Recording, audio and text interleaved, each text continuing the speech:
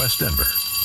Sleep deprived and heavily caffeinated. All right, let's do this then. This is the Jeff and Bill Show. I don't agree with that. They don't always agree, but hey, at least they have coffee. Coffee. And each other. Love you, man. God help us. I'm going to bless him. We need all the help we can get. Now here's Jeff Hunt and Bill Thorpe. The Jeff and Bill Show on News Talk 710 KNUS.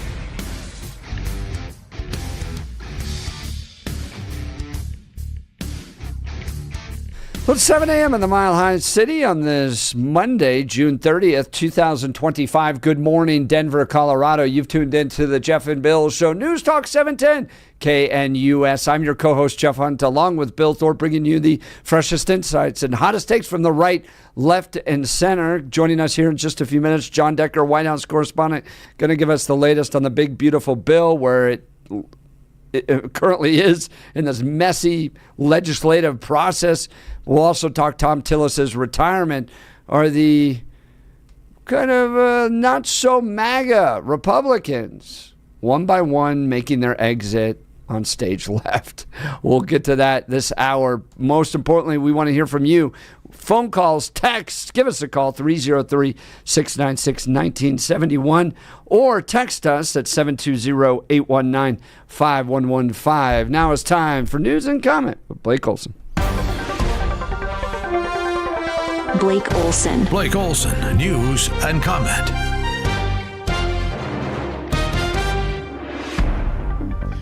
Good morning on this Monday. It's 60 and partly cloudy in Denver, expecting a high of 78 gorgeous degrees. News is brought to you by International Fellowship of Christians and Jews. Now is the time to stand with Israel.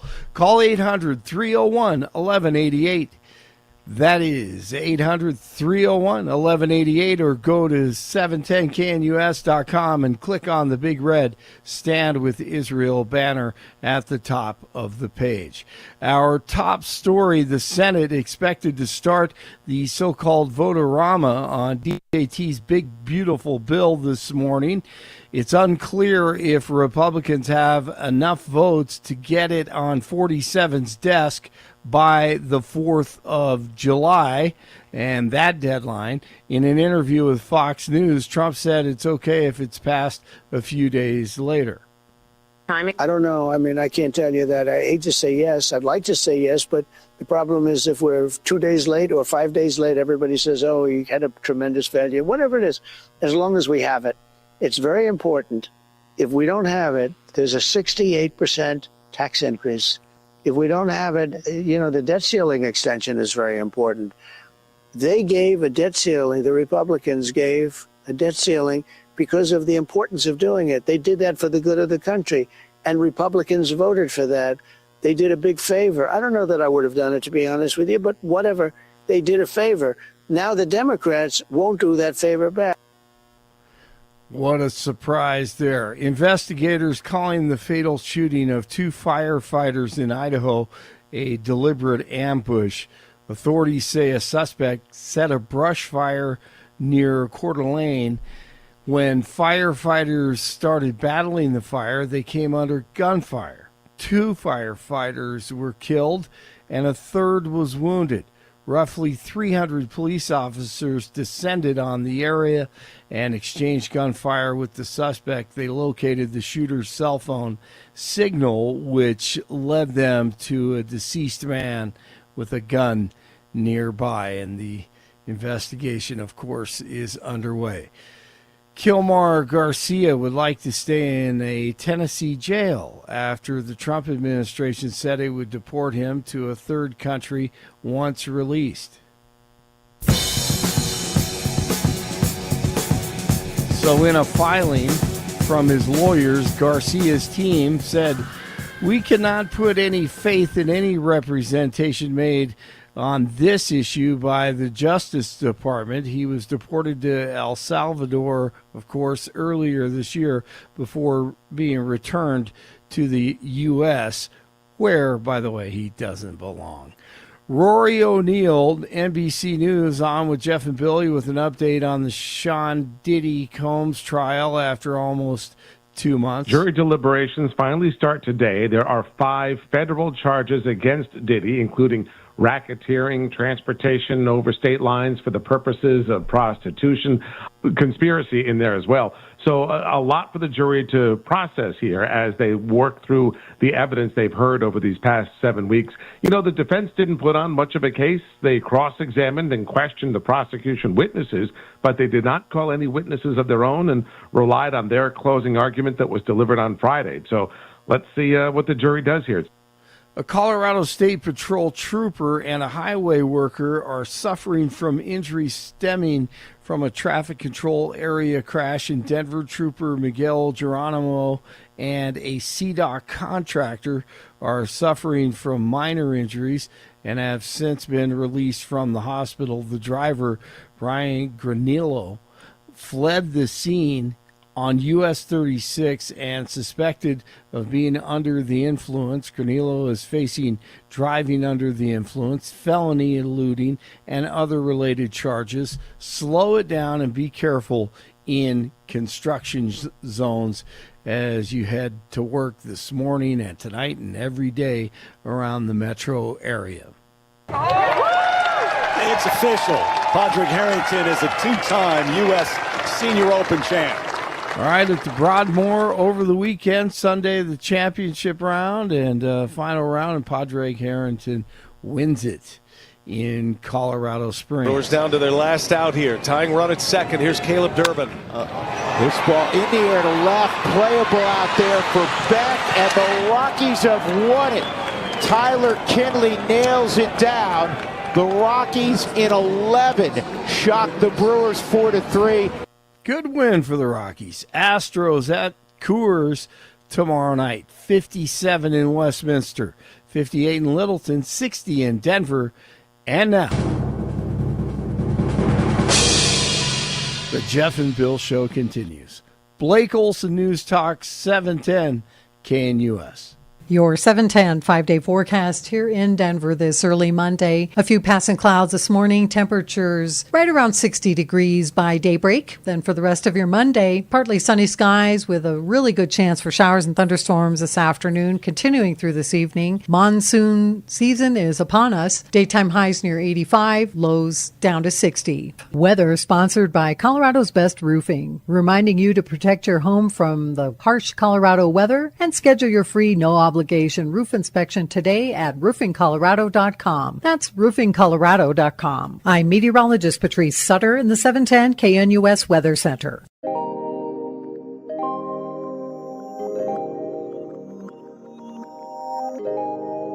We'll be joined here in just a second by Jon Decker, White House correspondent. On the big, beautiful bill, we'll get the latest from Washington, D.C. Look, if you're dealing with this heat and the air conditioner in your home's really struggling, the folks you got to give a call to is L&L Heating and Air Conditioning. Now, prior to L&L, Bill, we had gone with this big corporate air conditioner company. Oh, yes. You were telling part of the story. And we signed up to be on their VIP club, which allowed for an annual inspection and then, discounts on any. The whole idea is, you like sign up for the club and you get discounts. Yeah, so the idea is spend the money now and you will save money later. And we didn't get the best feeling with these folks, so we decided to cancel it. Yeah. And it became a journey through the Saharan desert. Oh, no, tell me why. What?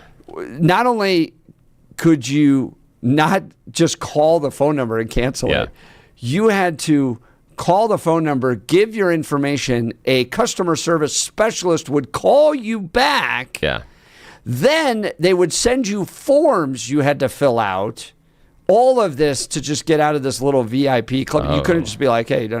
Oh, that's ridiculous. So it's basically like the people that you get those regular email subscriptions and you get onto the bottom and you used to say unsubscribe before they passed the law and it'd say, are you sure you want to unsubscribe? Yes. Are you really, really sure? Yeah. Can you respond to the email we just sent you? We don't think you respond to the right email. Please fill out email. A form and Yes. sign it with your address, all this stuff in order to get out and of it. we hope you understand cuneiform because that's what you have to use when you're studying. My wife was losing her mind. She's an attorney and she's just like, oh, that's funny. Not happy with all this stuff. Oh, I bet not. She's like, this is a scam. She's telling him on the phone because we had to call like 4 or 5 different times. This is a scam. This is a scam. Please, why can't you just cancel? Yeah, just we cancel don't want the service anymore. Yes, just cancel it. Somebody will return your phone call within 24 hours. No lo moleste. All right. So we found this great company called L&L Heating and Air Conditioning. They're based out of Parker and Elizabeth, so out near us. And it's a mom and pop operation. They're so easy to work with. You can call the owner. I don't have to get through like That's 15 crazy. different barriers. Locally owned and operated. They came out, put in a new air conditioner for us, and new thermostat, and new furnace. Everything works great. Absolutely nailed it. 1-day installation, no stress. Everything works great at our house. Home totally comfortable. Check out L&L Heating and Air Conditioning. Here's the deals they got going on right now. Free programmable thermostat or carbon monoxide detector with new furnace or air conditioner installation. No emergency charges. $0 trip fee. This is not corporate price gouging. This is local small business. Price match value guarantee on equipment, free estimates, licensed and insured, 5-year labor warranty. Everything in our house works great. Love them. Family couldn't be happier. So if you're looking for fast, honest, reliable service, get out from underneath those big corporate stupid HVAC companies and call L&L Heating and Air Conditioning. Here's their phone number, 720-851-1691. 720-851-1691. Online at bestdenverhvac.com. bestdenverhvac.com. I'm sure glad we called him. That number again, 720-851-1691. All right, Bill, did you see Tom Tillis is heading out? Yes, he is. Yeah, and on the way out, he's not making any friends. It's interesting how that happens. And, okay, side note. I have talked about this for more than 20 years, that the only time I've ever felt that I've really known a politician is after they leave office. And this includes a local Denver City councilman that everybody who will know their name that lived 5 doors down from me when I was growing up. Grown-up man, everything else, older than I am, etc., another generation, but knew him as a kid growing up in the neighborhood, and it wasn't always necessarily the same person as a politician, and that person only returned to the guy that I knew after they were out of office. Now, there are all reasons for that. It didn't mean that they went from being, a Democrat to a conservative, or being from conservative and going into being a Democrat or liberal. Didn't do that. But it was just they were always on. And finding out what they really felt about something was very difficult. We're going to talk about Tom Tillis and more. Joining us now, though, is Jon Decker. He's a White House correspondent. It looks like, is the big, beautiful bill going to make it through the Senate, back to the House? Is it going to get done by July 4th? Remember, that was what President Trump initially wanted with the big, beautiful bill, was that all this would be wrapped up, all of it, by July 4th. We'll see if he's able to make that happen. Joining us to give us an update, Jon Decker, White House correspondent. Good morning, John. Thanks for joining the Jeff and Bill Show. Hey, always great to be on your show. Thanks for having me today. Big day in the U.S. Senate. This is when the so-called voter-rama takes place. What's that?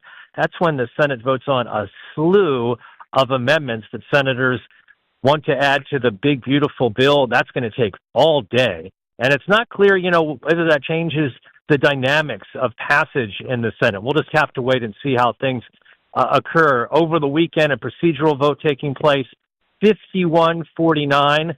Passage of the bill seems to be on track. 2 Republican senators voted against it, Rand Paul of Kentucky and Tom Tillis of North Carolina. Tom Tillis also saying that he's not going to run for re-election next year, so that made some big news as well. We're tracking all this. Jon Decker, White House correspondent. So if it gets through the Senate, like you mentioned, they've got to get through all these different amendments. Does it still have to go back to the House for, a reconciliation process there, or does it just have to pass the Senate? No, it has to pass the Senate, then it goes back to the House, and the House can't make any changes to the legislation. And there have been major changes that have been made on the Senate side, and we'll see if those changes satisfy House Republicans, some of whom don't like that this bill got exceedingly larger on the Senate side. It's now a $4 trillion plus piece of legislation, over 1,000 pages. In fact, the entire bill was read on the floor of the Senate over the weekend.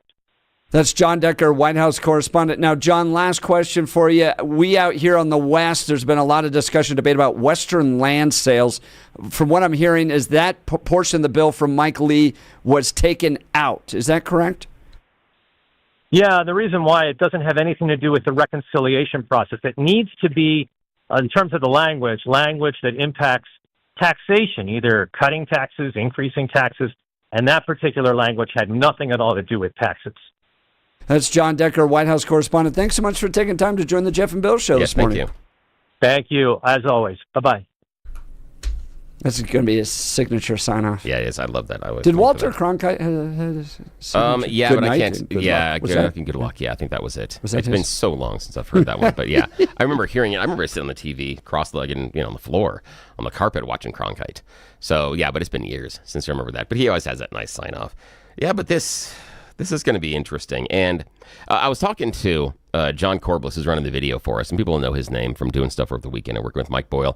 Hopefully you heard his air debut. I think it was last weekend or the weekend before when he was on with Mike Boyle. Mike had some things going on and it's like, John, I need you to do the next segment. So he did an admirable job. It was really cool to hear him making his on-air debut here at KNUS. And John and I were talking a little bit earlier about all this argument, and it may not be for right now, but over the parliamentarian. How all of a sudden everybody's mad at her over this when it's the Senate that has increased the price tag of this bill significantly, especially the debt portion of it. The difference in the additions to our national debt from the House to the Senate is a $1 trillion increase, going from the larger body to the smaller body. So, I mean, we're not talking about little tiny disagreements of color swatches. We're not talking about, are we going to possibly go with just buying the burgers or buying a meal at the fast food place? We're talking about an extra $1 trillion in debt. Where is Jared Polis going to be able, and future governors able to build useless bridges? Exactly, if they don't have that kind of money.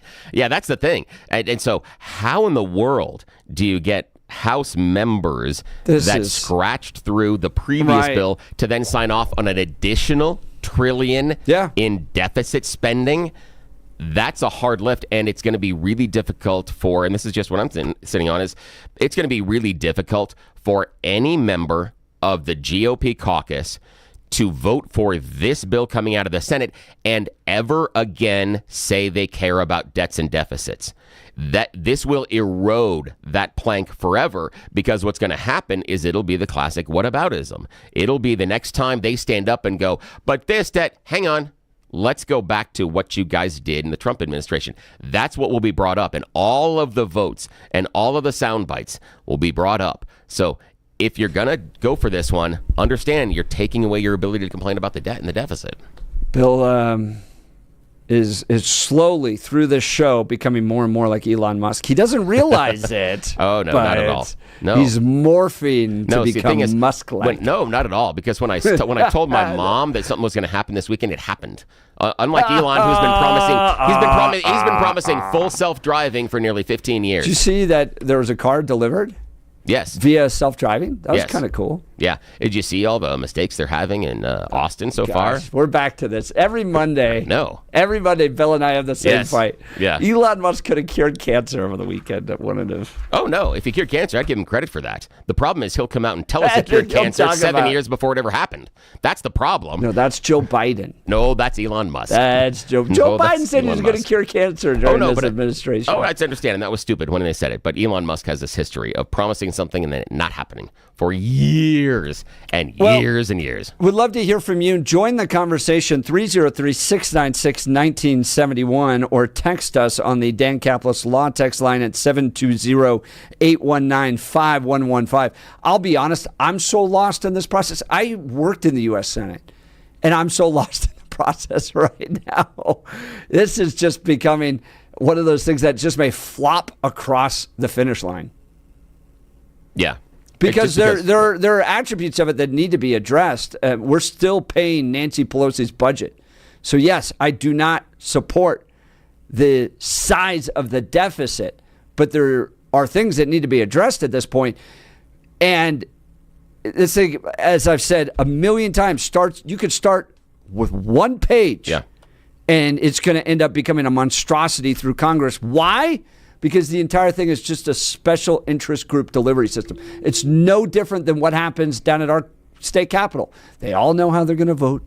They all sit there and just stuff these bills full of pork and little special interest laws that have nothing to do with what it was originally intended to be. So, you know what I love? Go ahead. I love the fact that everybody in Congress, as lawmakers, talk about, we need to do this. This is the best choice for the country. And then they go in and they create little carve-outs for their particular constituency, saying it shouldn't apply to us. So basically, our lawmakers, the people in charge of making the rules, say, these are rules for thee, but not for me. And I'm using the word thee intentionally because they are doing it as if they are appointed and anointed. It is literally rules for thee, but not for me. Murkowski got on board with passing through the issue on the debate because she was granted a tax break for whaling ship captains.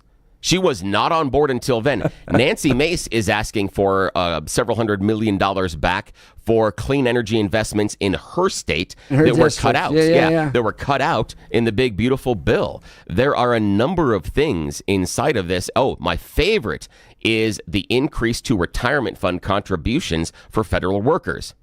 So they're going to mandate, I think it's a 15%, you have to take 15% of your paycheck and contribute it to retirement funds is what's going to be mandated, somewhere between 10 and 15%, except if you're a member of Congress or their staff. So remember this.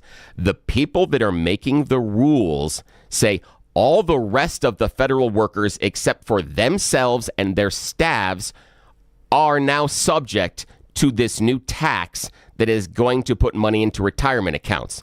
Everyone in the federal government, except specifically those making the rule, are exempt.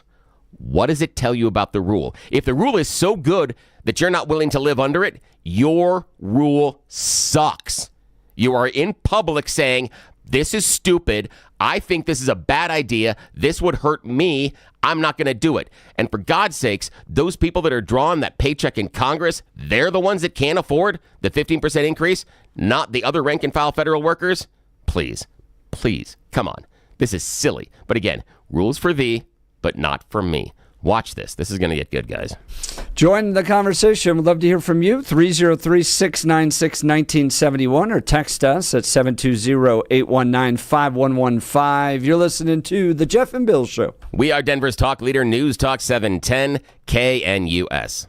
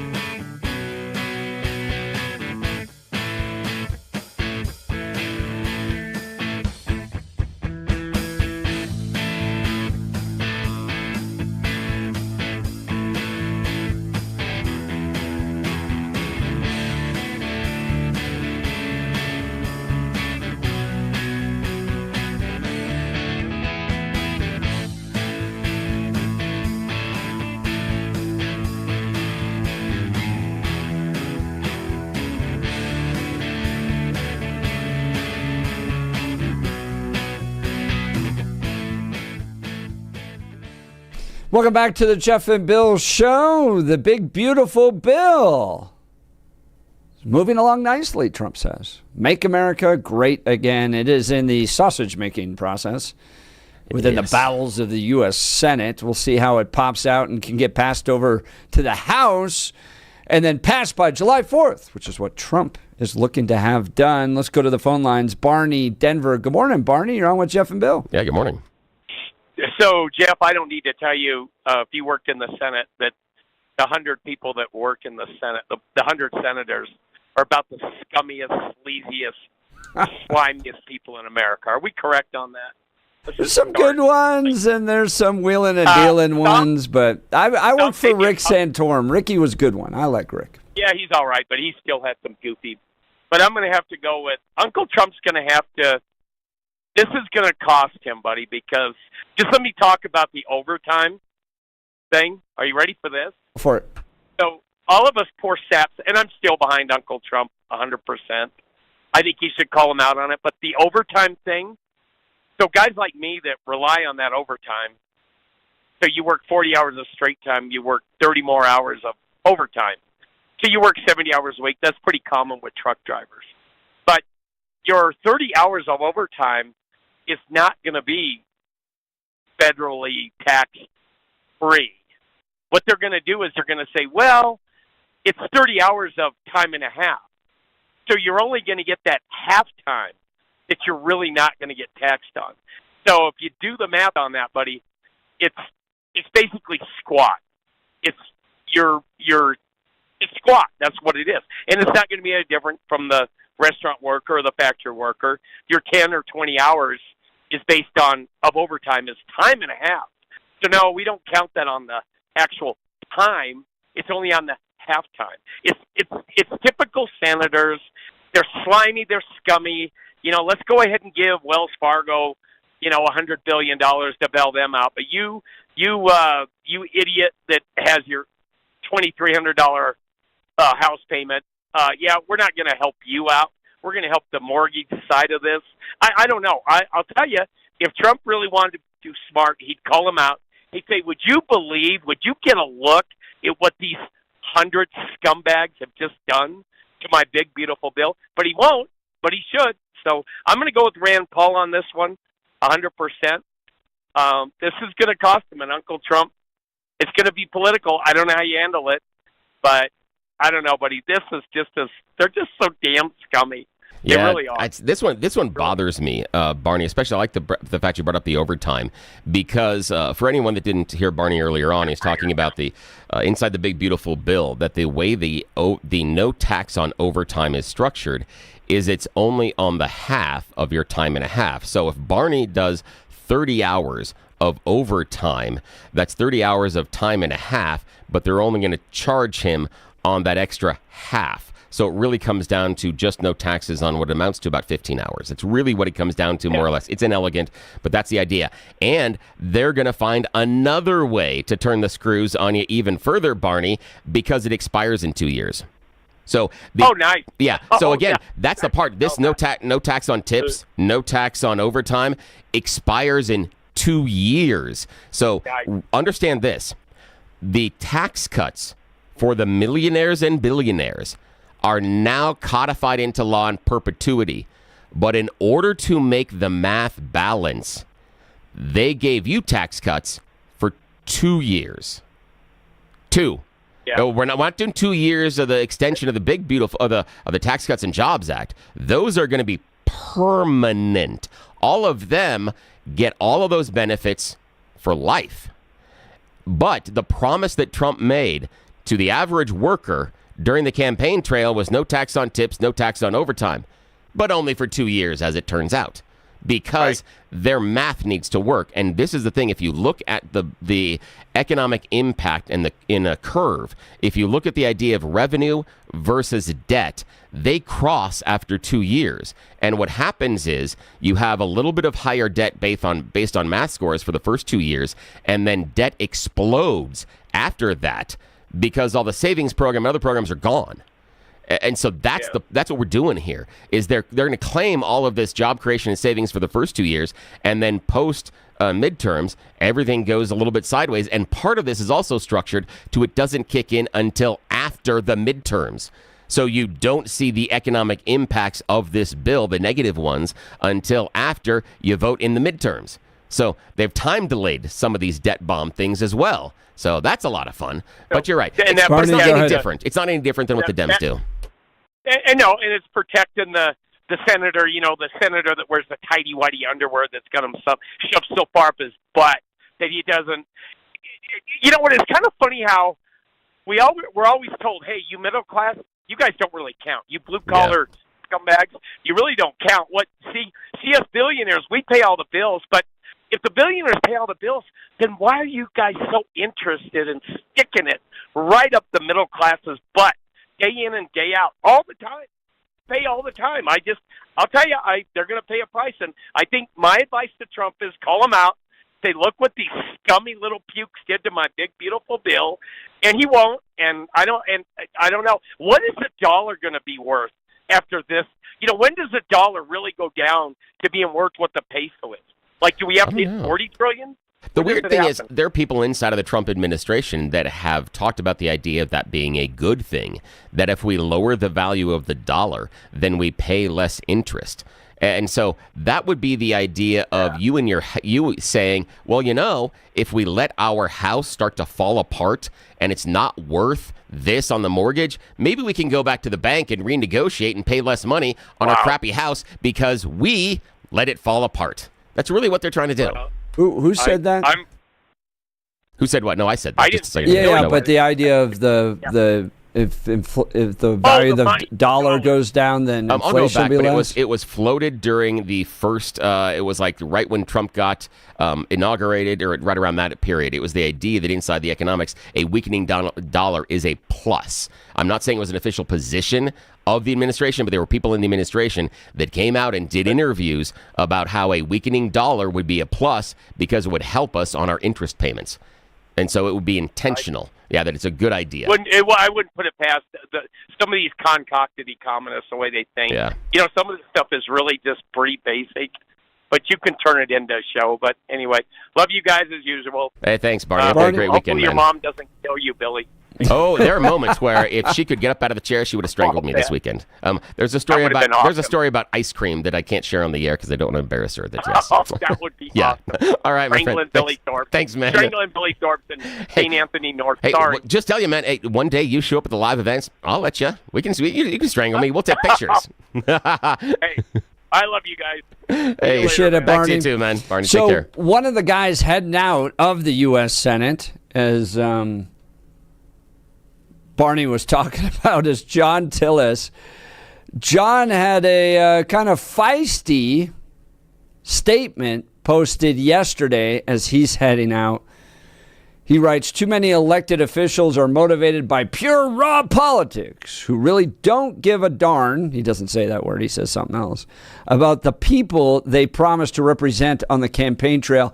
After they got elected, they don't bother to do the hard work to research the policies they seek to implement and understand the consequences these policies would have on that young adult living in a trailer park. He's referencing the fact that he started his life in a trailer park. As many of my colleagues have noticed over the last year and at times even joked about, I haven't exactly been excited about running for another term. That is true since the choice has been between spending another 6 years navigating the political theater and partisan gridlock in Washington or spending that time with the love of my life, Susan, our 2 children, 3 beautiful grandchildren. I'm beyond grateful for the friends I've made, but he is moving on and will not be seeking re-election. This was after he voted against Trump's big, beautiful bill. Now, people are pointing out that, well, he's been facing primary threats for a while. An article written in 2024 in North Carolina Newsline talks about how Tom Tillis has become kind of opposed to MAGA. This article writes that this trend of Tillis v. MAGA has continued to intensify. Again, this was last year. Tillis is not only out of step with much of the GOP electorate on issues like opposition to Russian autocracy, they write, and expansionism that has long been a boilerplate conservative stance. He's also disconnected from most of his state's MAGA-endorsed candidates for higher office. He was opposed to Mark Robinson, as well as Tillis did not endorse some of the other candidates. So there's been a fracturing within the Republican Party in North Carolina between Tillis and MAGA, and it seems to have come to a head at this point. So Tillis, not fully on board, not a team player with MAGA, heading out now, not going to be serving another term. Is this good for North Carolina? Wall Street Journal saying that this could now put the Senate in play if they get too conservative as a Republican nominee next year, then it may not work out well for Republicans. On the other hand, you could get somebody that's a better team player with MAGA. So is it good that some of these more, quote, independent Republicans are here being shown the door? Yeah. Oh, and I found the reference to devaluing the dollar. Steve Mirren, the chair of Trump's Council of Economic Advisors, and his plan called the Mar-a-Lago Accord. It talks about devaluing and weakening the dollar and doing that with our trading partners.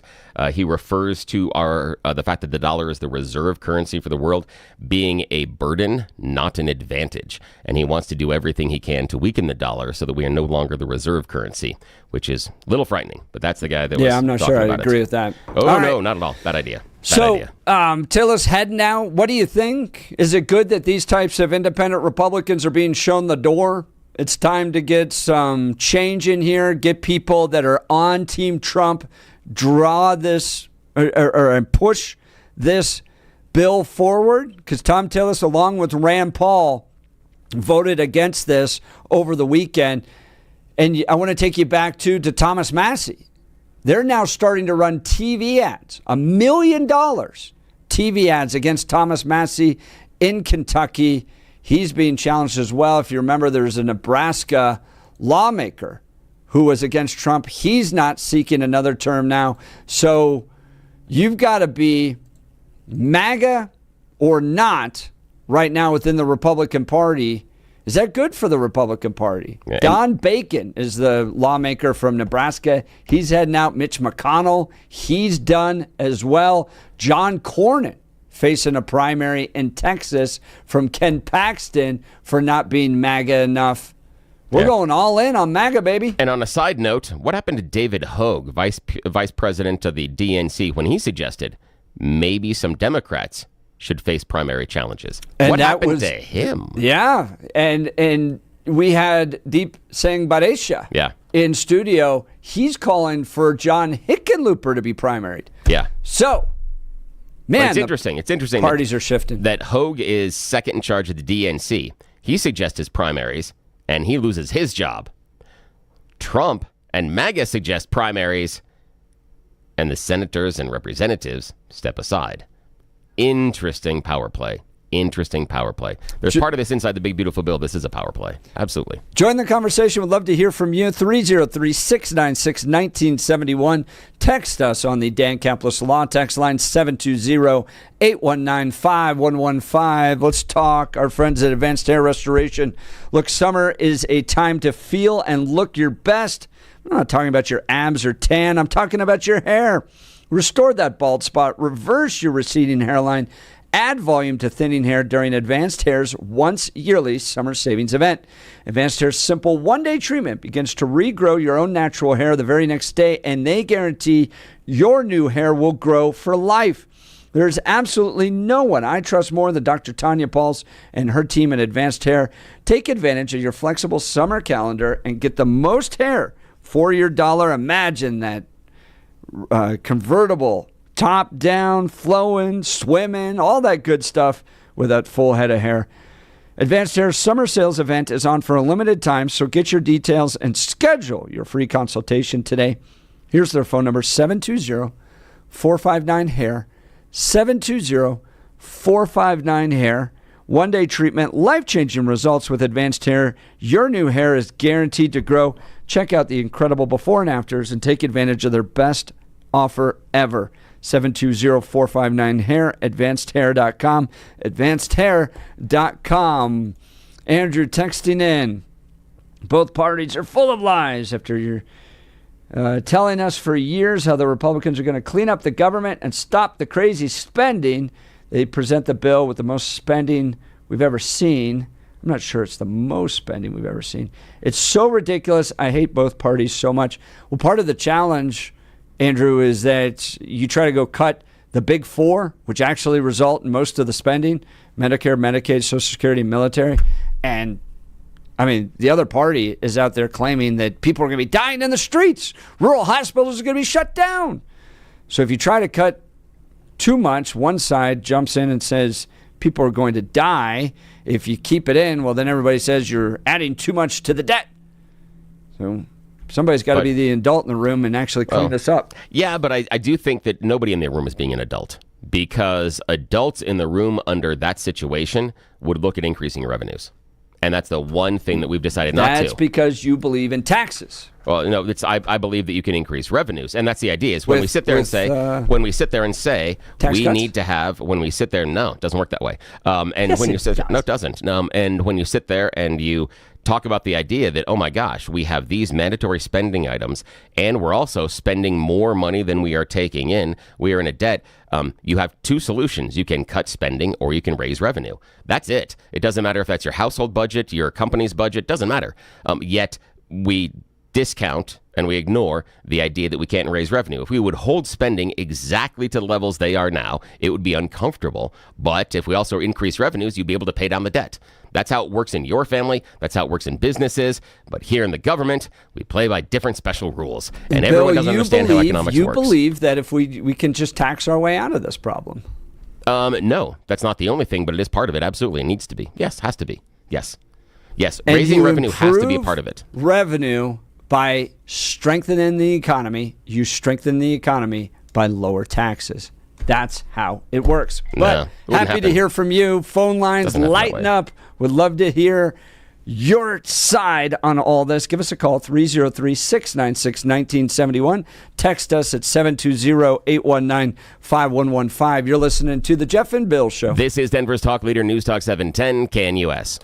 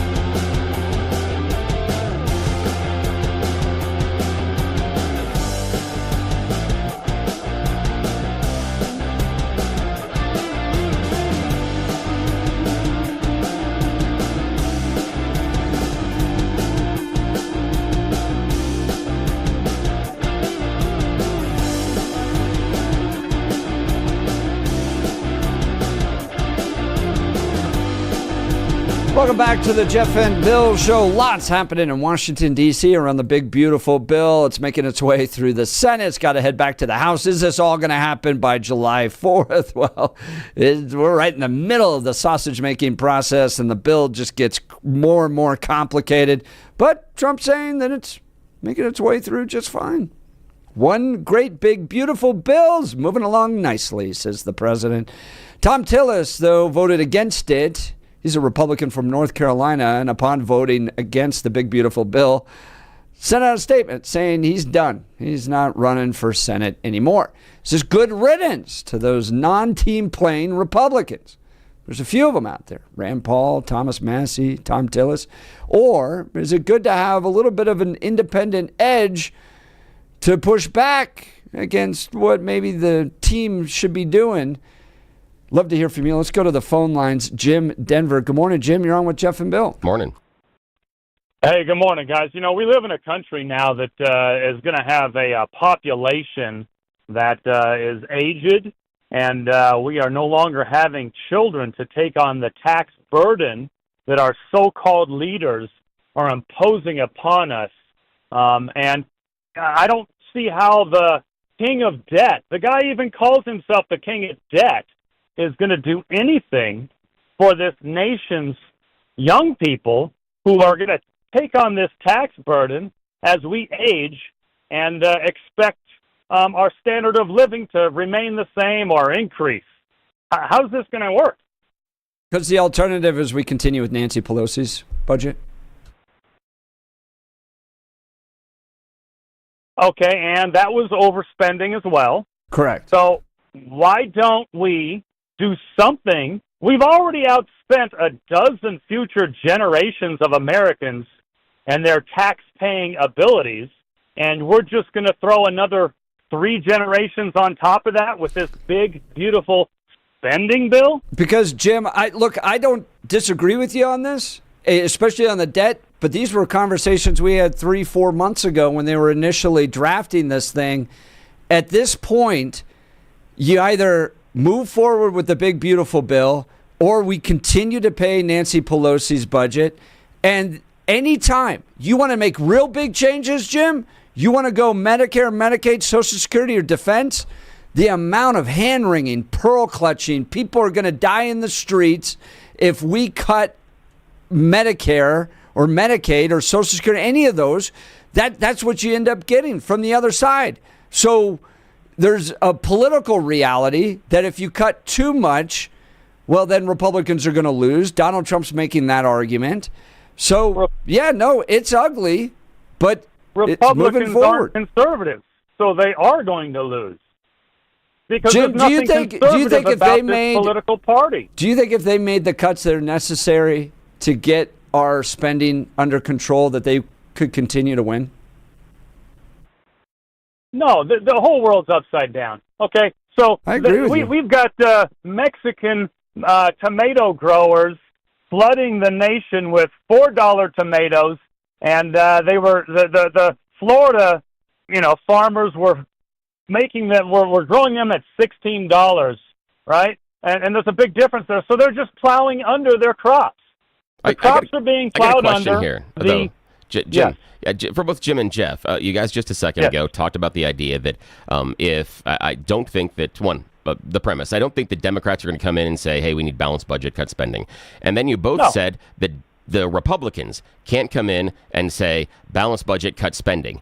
If neither party is going to, why in the world do we ever believe any politician who talks about the debt and says they're going to Congress to cut spending and be fiscally responsible? If we've just agreed on this show, Jeff and Bill's show at almost 8 o'clock in the morning, that neither party is interested in actual austerity or fiscal responsibility, why do we believe the BS that they continue, almost said the wrong word there, the BS that they continue to sprout and yell at our faces during every election cycle? Why do we believe them? You're correct, and you know what? I tell you what, you've laid it out there. There is no conservative party, so why don't we just stop calling the Republicans conservatives, because there's nothing conservative about a Republican out there. Jim, do you think if we were under Democrat control with Democrat leadership in both Congress and the White House, we'd be even having these conversations? No, we need two political parties with boxing gloves on. They need you to may be not kicking be each other happy in the with the butt Republicans every in this single day. bill, but my goodness, Jared Polis suspended $28 million on a bridge to nowhere that he got from Joe Biden that was just pumping funny money into the economy around COVID. So, yeah, no, I'm not happy with Republicans. Do I think that these bills should be more austere? Absolutely. But that was a conversation 4 months ago. We're trying to get this thing across the finish line because the only other alternative is Nancy Pelosi's budget at this point. Stop trying to scare me with Nancy Pelosi's budget, okay? The Conservative Party does not exist. It's not real. These people are outspending. They're going to outspend 25 generations of future Americans when our birth rate But Jim, is going down. Do you think that they could get the necessary cuts in to reduce this spending from the American? You say there's no conservative party. You've got to grow I don't your think way that out of there's it. a conservative electorate out there. Correct. There is not, because government spending is business profits. And let's stop lying to one another how business profits are what makes this world go around when government spending is what makes this world go around. Jim, appreciate the call. Thanks so much. His line will be open. We're just out of time. We'll get to Mary next. Lots to continue to discuss. What do we have coming up next hour? Oh, yeah, Richard Holtorf's going to join us. So it's going to even get spicier. You're listening to The Jeff and Bill Show. This is Denver's talk leader, News Talk 710 KNUS.